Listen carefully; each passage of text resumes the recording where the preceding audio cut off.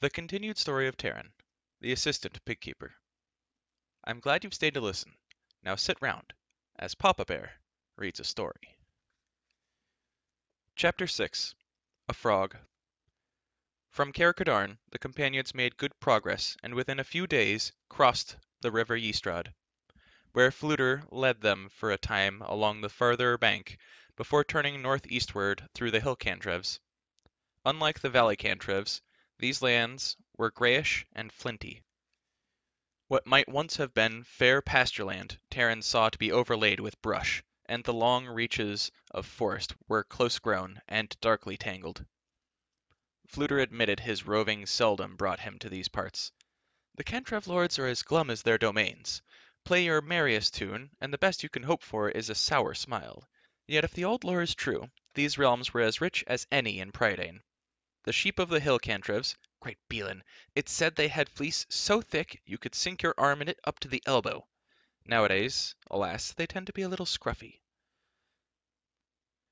Aidan told me Auron Deathlord stole many secrets from the farmers of the valley, Taran replied. Surely he robbed the shepherds of the hill cantrevs as well. Fluter nodded. Few treasures he hasn't spoiled or stolen, save those of the fair folk, and even Auron might think twice before trifling with them. Be that as it may, he went on, I'd not change the northern realms where my own kingdom is, for any of these. There, my boy, we raise no sheep, but famous bards and warriors. Naturally, the House of Flam has held its throne there for a remarkably long time. In the veins of a Flam, declared the bard, flows royal blood of the sons of Dawn. Prince Gwydion himself is my kinsman, distant, it's true, he added hastily, but a kinsman none the less. Gurgi does not care for famous sheep or fleecy bards, Gurgi wistfully murmured. He is happy at Cairdelban. Oh yes, and wishes he is soon there. As for that, answered Fluter, I'm afraid you'll have hard travel before you see home again. It's anyone's guess how long it will take to find your mysterious mirror. I'll go with you as far as I can, he said to Taran, though sooner or later I shall have to get back to my kingdom. My subjects are always impatient for my return. The harp shuddered violently as a string snapped in two. Fluter's face reddened. Ahem, he said. Yes, what I meant was I'll be anxious to see them again. The truth of it is I often have the feeling they manage quite well even when I'm not there. Still, a flam is dutiful. The companions halted while Fluter slid from Lion's back and squatted on the turf to repair his broken string. From his jacket, the bard took the large key which he used to tighten the harp's wooden pegs, and began patiently retuning the instrument. A raucous cry made Taran glance quickly skyward. It's Ka! He exclaimed, pointing to the winged shape plummeting swiftly toward the companions. Gurgi shouted joyfully and clapped his hands as the crow alighted on Taran's shoulder. So you found us, old friend, cried Taran, delighted to have the crow with him once again. Tell me, he went on quickly, how does Elenwy fare? Does she miss me? Does she miss all of us? Princess, Ka croaked, beating his wings. Princess Elenwy, Taran! Hopping up and down on Taran's shoulder, and set up such a jabbering and chattering that Taran could barely make out one word from another. The best he could understand was that Elenwy's indignation at being forced to learn royal behavior had by no means dwindled, and that indeed she missed him. Tidings that both cheered Taran and sharpened his yearning for the golden-haired princess. In the cavern of Mona, Ka also managed to convey. Glue, the giant, had been restored to his original size by Dulbin's potion. Ka himself was in the best of spirits, still gabbling at the top of his voice. He flapped his glossy black wings, hopped from Taran's shoulder to greet the other companions, and even perched on Lion's head, where he busily ran his beak through the great cat's tawny fur. His eyes will help our search, Taran said to Fluter, who had left his harp to come and stroke the bird's sleek feathers. Ka can scout the land better than any one of us. So he can, agreed Fluter, if he has a mind to, and if you can make him heed you. Otherwise the scamp will have his beak in everyone's business but his own. Yes, yes, Gurgi added, shaking a finger at the crow. Heed commands of kindly master. Help him with flying and spyings, not pryings and lyings. In answer, the crow impudently thrust out a sharp black tongue. With a flirt of his tail, he fluttered to the harp and began rapidly twanging the strings with his beak. At the bard's cry of protest, Ka hopped from the instrument's curved frame and snatched up the tuning key, which he began dragging across the turf. "He's brazen as a magpie!" cried Fluter, setting off after the crow. "He's thieving as a jackdaw!" No sooner did Fluter come within half a pace of him than Ka nimbly hopped away again, bearing the key in his beak. Squawking merrily, the crow stayed always out of Fluter's grasp, and Taran could not help laughing at the sight of the long-shanked bard vainly racing in circles, while Ka danced ahead of him. When Gurgi and Taran joined the pursuit, and Taran's fingers had come within a hairbreadth of the crow's tail feathers, Ka shot upward and flapped teasingly a short distance into the woods. There he lighted on the gnarled branch of a tall, ancient oak, and peered with bright, beady eyes at the companions gathered below. "Come down," Taran ordered as seriously as he could, for the bird's comical antics made it impossible for him to be seriously angry. "I've tried to teach him to behave," Taran sighed, "but it's no use. He'll bring it back when he feels like it, and not before." "Hi! Hi! Drop it!" called Fluter, waving his arms. "Drop it, I say!" At this, Ka bobbed his head, hunched up his wings, and dropped the key. Not into the bard's outstretched hand, but into the hollow of the tree trunk. "Dropped it! Dropped it!" croaked Ka, rocking back and forth on the branch, jabbering and chuckling gleefully at his own jest. Fluter snorted. "That bird's as ill-mannered as a starling. He's had his merriment, now I shall have the toil." Muttering hard comments about the impudence of waggish crows, the bard flung his arms about the trunk and tried to haul himself upward.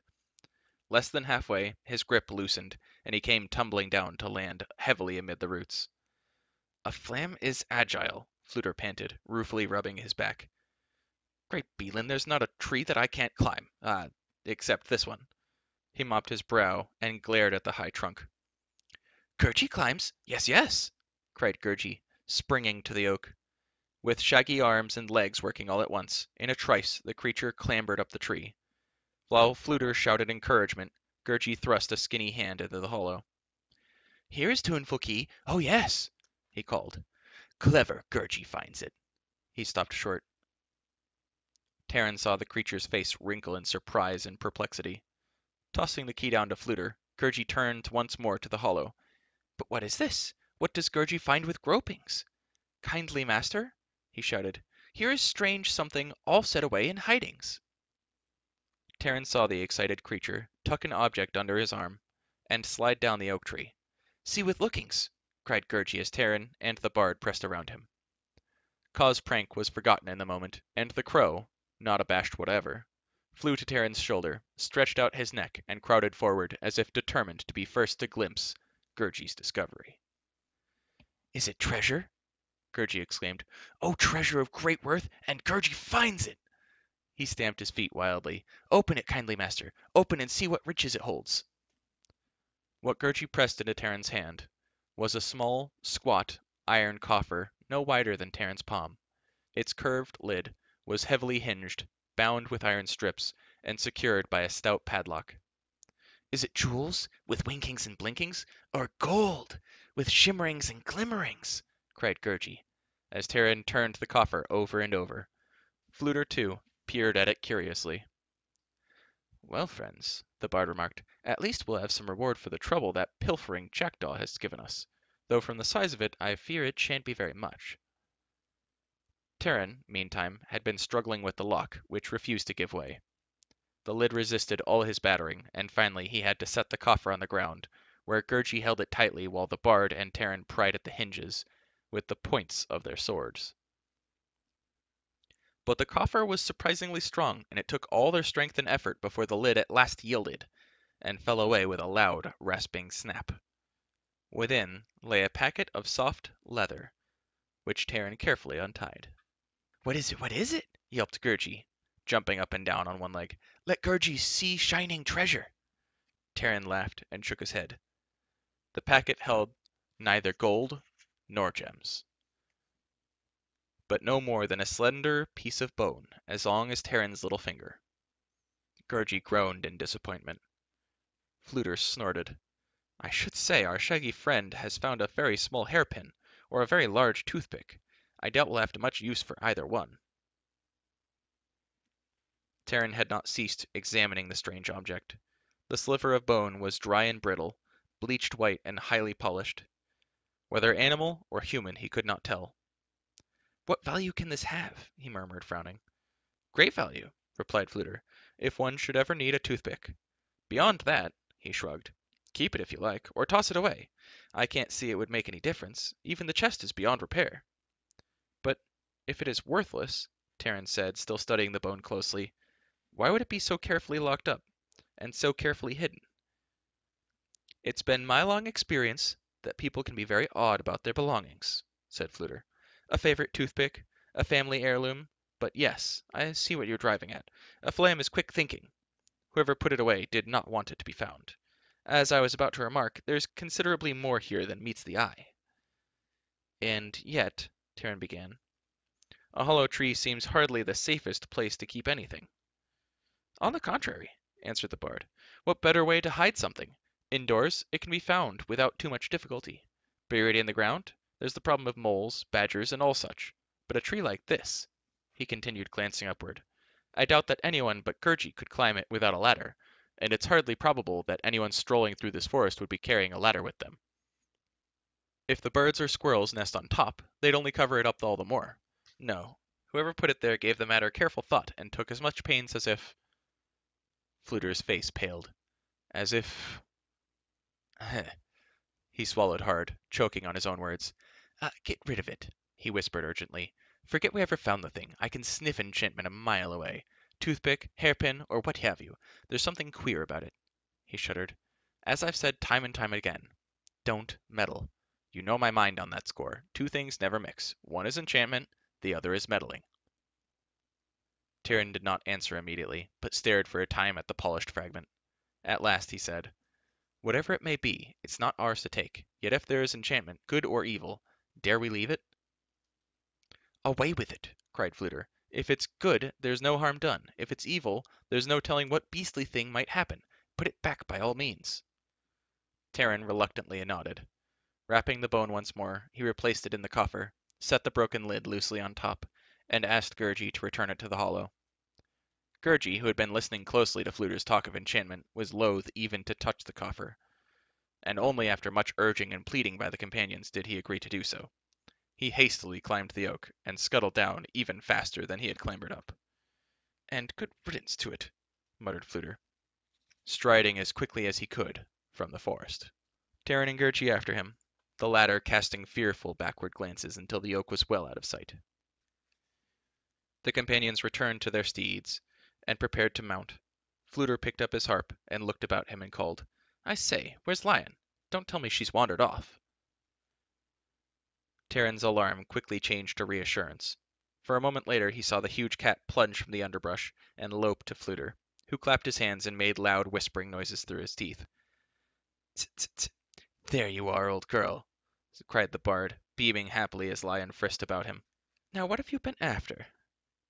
I think she's caught a... Why, yes, she's caught a frog, Taran exclaimed, catching sight of a pair of long legs with webbed feet dangling from Lion's mouth. Yes, yes, put in Gurgi, a froggy with thumpings and jumpings. I should hardly think so, said the bard. We've seen no swamps or pools, and very little water at all, for the matter of that. Proudly purring, Lion dropped her burden at Fluter's feet. It was indeed a frog, and the biggest Taran had ever seen.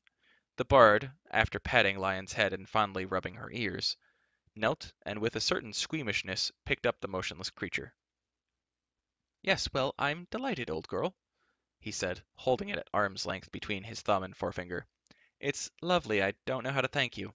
She often does this, he explained to Taran. I don't mean dead frogs necessarily, but odds and ends. An occasional mouse, that sort of thing. Little gifts she fancies I might enjoy. A sign of affection. I always make a fuss over them. It's the thought, after all, that counts. Taran, curious, took the frog from the bard's hand. Lion, he saw, had carried the creature gently and had in no way harmed it. Instead, the frog had suffered from lack of water. Its skin, splotched in green and yellow, was badly parched. Its legs, feebly splayed, its webbed toes had begun to curl and wither like dry leaves, and its great bulging eyes were tightly shut. Regretfully, Taran was about to return the creature to the bushes when the faint tremor of a heartbeat touched his palm. Fluter, the poor thing's alive, Taran said. There may still be time to save him. The bard shook his head. I doubt it. He's too much the worse for wear. A shame, for he's a jolly-looking fellow. Give poor Froggy a drink, Gergie suggested. Give him water with sloshings and washings. In Taran's hand, the frog stirred as in a last painful effort. One eye flickered, the wide mouth gaped, and its throat trembled like a faint pulse. Arid, croaked the frog. I say there is life in him yet, exclaimed Fluter. But he must be desperately sick. I've never heard a frog make a noise like that. Urgy, the frog croaked. Ood. The creature was struggling to make a further sound, but its croaking dwindled to a hoarse and scarcely audible rasping. Help! Help! He is an odd one, remarked Fluter, as Taran, more puzzled than ever, held the frog close to his ear. The creature had forced its eye open and stared at Taran with what seemed a most pitiful, pleading expression. I've known them to go chug-a-chug, continued Fluter, and at times thonk. But this fellow, if frogs could talk, I'd swear he was saying, help. Taran gestured the bard to silence.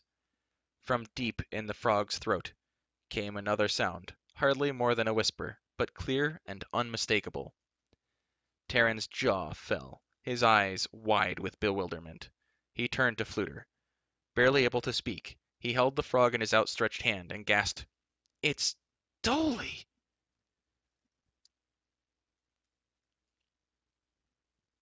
Chapter 7 Friends in Danger Dolly, echoed the astonished bard, falling back a pace. His eyes bulged like the frog's, and he clapped his hands to his head. It can't be! Not Dolly of the fair folk! Not good old Dolly! Gergie had just then come up with a leather water flask, and, hearing Fluter's words, began yelping in terror and dismay. Taran took the flask from Gergie's trembling hand, unstoppered it, and with all haste began drenching the frog. Oh, terrible! Oh, horrible! Moaned Gergie. Unlucky Dolly! Unhappy dwarfish companion! But how did this froggy swallow him with gulpings? Under the stream of water, the frog had begun to revive, and now kicked mightily with its long hind legs. Skin! Skin! Came Dolly's voice. Pour it on my skin, not down my throat, you clot! Are you trying to drown me? Great Beelin! Murmured Fluter. At first I thought it was just a frog who happened to have the same name as Dolly, but I'd know that temper anywhere. Dolly? Taran cried. Is it really you? Of course it is, you long-legged beanpole, snapped Dolly's voice. Just because I look like a frog on the outside doesn't mean I'm not myself on the inside. Taran's head spun at the thought of Dolly in this form. Gergie was speechless, his eyes as round and wide open as his mouth. Fluter, as stunned as the other companions, had recovered somewhat from this first shock, now dropped to his hands and knees on the damp turf where Taran had set the frog. You've chosen a strange way to travel about, said Fluter. Did you weary of turning yourself invisible? I can understand how that might be tiresome, but a frog? Though you do make a handsome one. I remarked on it the moment I saw you. The frog rolled up his eyes in utter exasperation, and his green spotted body began to swell as if it might burst. Chosen! Do you think I chose this? I'm bewitched, you ninny! Can't you see that? Taran's heart skipped a beat. Who bewitched you? He cried, aghast at the weird fate which had befallen his old companion. Was it Ordu? She's threatened us before. Did you, too, journey to the marshes? Idiot! Numbskull! Retorted Dolly. I've better sense than to trifle with her. Who then has done this to you? Taran exclaimed. How can we help? Dulbin surely has power against such enchantment. Have courage, we'll take you to him. No time, Dolly answered. I don't know if Dulbin can break the spell. I don't even know if King Eyeleg of the Fairfolk can do it. Right now it doesn't matter. If you want to help me, Dolly went on, dig a hole and put some water in it. I'm dry as a bone, and that's the worst thing that can happen to me. I mean, to a frog. I learned that quickly enough. He blinked at Fluter. If that giant cat of yours hadn't found me, I'd be dead as a stump. Where did you ever find such a big one? It's a long story, began the bard. Don't tell me then, snapped Dolly. As for what brings you here of all places, you can explain when there's more time. He settled into the muddy basin Taran and Fluter had scraped out with their swords and filled with water from the flask. Ah, that's better. I owe you my life. Oh, what a relief. Thank you, friends. Thank you. Dully, we can't let you stay in this plight, Taran insisted. Tell us who cast this evil spell. We'll find him and make him lift it. At sword point if need be, cried Fluter. He stopped and peered with renewed fascination at Dolly. I say, old boy, what's it really like being a frog? I've often wondered. Damp is what it's like, retorted Dolly. Damp, clammy. If I thought turning myself invisible was uncomfortable, this is 100 times worse. It's like, oh, don't boggle me with stupid questions. It doesn't matter, I'll manage somehow. There's more important work afoot. Yes, you can help me, Dolly quickly went on. If anyone can help at all, strange things have been happening. So it would seem, agreed the bard, to say the very least. Fluter, let him speak, Taran broke in. His life may be at stake. Strange things, Dolly resumed. Peculiar, unsettling. First, not long ago, word reached King Idleleg in our realm, at the bottom of Black Lake, that someone had plundered a Fairfolk treasure trove, broke into it, made off with the most valuable gems. It's rarely happened in all the history of Prydain. Fluter gave a whistle of surprise. Knowing Idleleg, I can imagine he was rather sour about it. Not for the loss of the gems, replied Dolly. We've more than enough. It's that someone was able to find the trove in the first place, and, in the second, dared to lay hands on Fairfolk treasure. Most of you mortals have better sense. Could it have been Aron, or any of his servants? Taran asked. I shouldn't think so, put in Fluter. As I remarked only today, even the Lord of Anuvan would be more than cautious with Fairfolk. For once, you're right, Dolly answered. No, not Aron. We were sure of that. But we had only one report, incomplete, from a Fairfolk watcher in the hill cantrevs. No tidings from the guardian of the waypost here. That in itself was very odd. Idleleg sent a messenger to scout around and get to the root of things. He never came back. Not a word from him. Idleleg sent another. Same thing. Silence. Dead silence. You can guess who was chosen to go next. That's right. Good old Dolly. Anything disagreeable to be done? Any unpleasant task? Until now, Taran had never been aware that a frog's face could show such a look of indignation and of being much put upon. Dolly snorted, as well as he was able to in his present shape. Naturally sent for good old Dolly. But you found who did it? Taran asked. Well, of course I did, Dolly retorted. But I failed in the end. Look at me, now of all times. Of all the useless things to be. Oh, if only I had my axe. The fair folk are in danger, he went on hurriedly. Terrible danger. Yes, I learned who found our trove and stole our treasure. The same who cast the spell on me. Morda. Morda? Taran repeated, frowning. Who is Morda? How could he have done so? Why would he dare to risk Idleleg's wrath? Why? Why? Dolly's eyes popped furiously, and he began to swell up again. Don't you understand? Morda, this foul villain of a wizard. Oh, he's shrewder than a serpent. Don't you see? He's found a way of bewitching fair folk. No enchanter has ever been able to cast a spell on us. Unheard of. Unthinkable. And if he's gained the power to turn us into animals, fish, frogs, no matter, we're at his mercy. He could slay us out of hand if he chose. That's surely what happened to the waypost guardian, to the messengers who vanished without a trace. It can happen to any of us. To Idleleg himself, not one of the fair folk can be safe from Morda. He's the worst threat ever to fall upon our realm. Dolly sank back, exhausted by his own outburst, and the companions glanced fearfully at each other. What his scheme is, I couldn't discover, Dolly continued at last. Oh, I tracked him to his hiding place easily enough. He lives in a sort of enclosure, not far from here. I'd gone invisible, needless to say, but it was making my ears buzz so much. Worse than a pair of hornets' nests. In the darkness, I thought I could chance turning visible, just for a moment, to escape that awful buzzing. Next thing I knew, there I was, as you see me now. Morda could have crushed me then and there. Instead, he mocked my plight. It amused him to see a helpless frog. Then he threw me down among the rocks. He savored my lingering agony more than the mercy of killing me out of hand.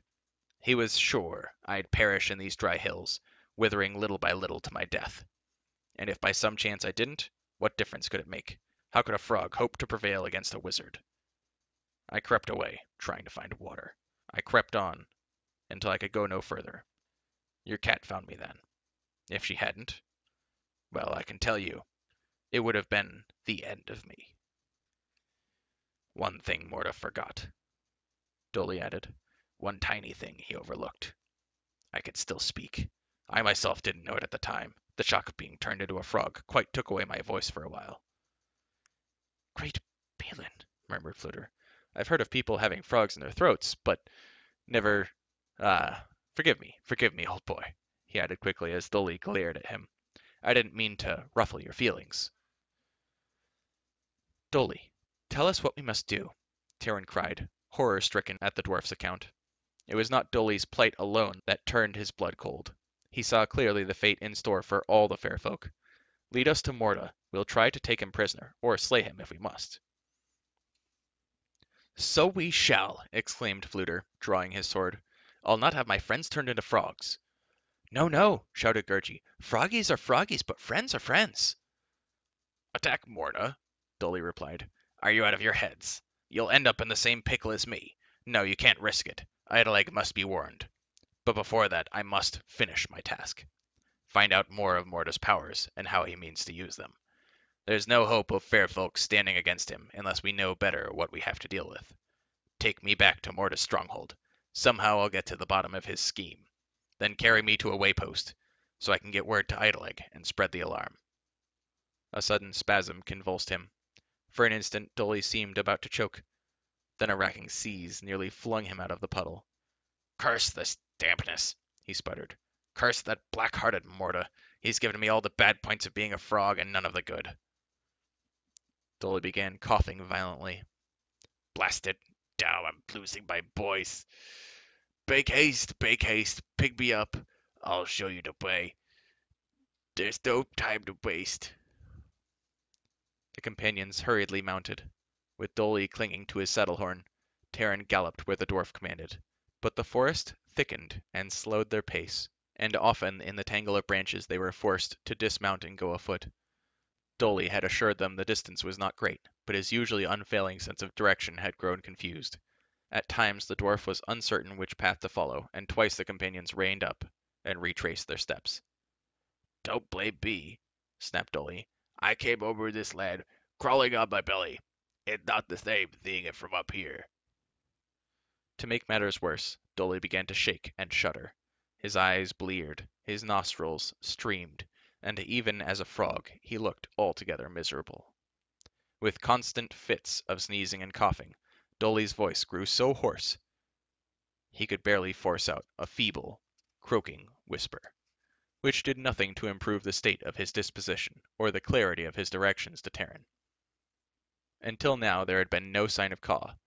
When the companions had first hastened to follow Dolly's orders, the crow had chosen this, of all moments, to be exasperatingly disobedient. He flapped into the woods, stubbornly refusing to heed Taran's pleas to come back.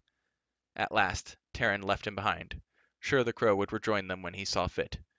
But as the companions made their way deeper into the forest, Taran had grown more anxious for the impudent bird. Thus, when they halted to set Dolly on the ground, where the dwarf insisted he could better regain his bearings, Taran was too relieved to scold the crow when Kaw finally appeared. The prankster, Taran saw, had been up to his old tricks, for he bore some glittering find in his beak. Squawking proudly, Kaw dropped the object into the surprised Taran's hands. It was the fragment of polished bone.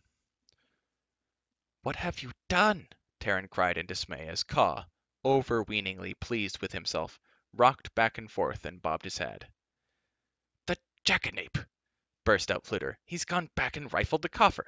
I thought us well and rid of that enchanted toothpick. Now we've got it again. A sour jest, you magpie! He exclaimed, flapping his cloak at the bird, who nimbly dodged away. A flam is fun-loving, but I see no joke in this at all. Throw it away, he urged Taran. Toss it into the bushes. I dare not, if indeed it is a thing of enchantment, Taran replied, though he felt as uneasy as the bard, and heartily wished Kaw had left the coffer undisturbed. A strange thought, vague and unformed, stirred in his mind, and he knelt, holding out the fragment to Dully. "What can this be?" he asked, after briefly telling how the sliver had first come into their hands. Could Morda himself have hidden it? "Who knows?" croaked Dolly. "I've never seen anything like it, but it's enchanted, you can be sure. Keep it, in any case." "Keep it!" cried the bard. "We'll have nothing but ill luck from the cursed thing. Bury it!" Swayed by Fluter's vehemence, yet reluctant not to follow Dolly's counsel, Taran stood uncertain about what to do. At last, with strong misgivings, he tucked the fragment into his jacket. Fluter groaned. "Meddling. We'll only gain trouble, mark my words. A flam is fearless, but not when there's unknown enchantment lurking in someone's pocket." As they pressed on, Taran shortly came to believe he had decided wrongly, and that Fluter's unhappy prediction was well founded. Dolly had taken a turn for the worse. He could grasp no more than a word or two at a time. The frog's body trembled, as in the grip of a painful ague. A sickness, Taran was sure, owing to Dolly's grueling crawl overland. To keep his skin from parching, the companions drenched him regularly, while the treatment on the one hand kept him alive, on the other it added to his misery. Under the stream of water he sneezed, choked, and sputtered. Soon he sprawled listlessly, too feeble even to be bad-tempered. The day had waned quickly, and the companions halted in a glade, for Dolly had given them to understand that from now on they must travel with utmost caution. Setting the frog carefully in the folds of a dampened cloak, Taran drew Fluter aside and spoke hurriedly with him. "He has no strength for this task," Taran murmured. "We dare not let him go on." Fluter nodded. "I doubt he could, even if he wanted to." The bard's face, like Taran's, was drawn tightly with concern. Taran was silent. What he must do was plain to him, yet despite himself he shrank from facing it. His mind groped for another, better plan, but found none, returning always to the same answer. What kept him from taking the clear course was not reluctance to help a close companion, for this he would have done gladly. Nor was it fear for his life, but terror that he might share Dolly's fate, not only that his own quest would fail, but that he might find himself imprisoned, hapless in some pitiful creature shape, captive forever. He knelt at Dolly's side. "You must stay here. Fluter and Gurgi will watch over you. Tell me how I may find Morda." This concludes Chapter 7. Thank you for listening. And remember, have a good day. You deserve it.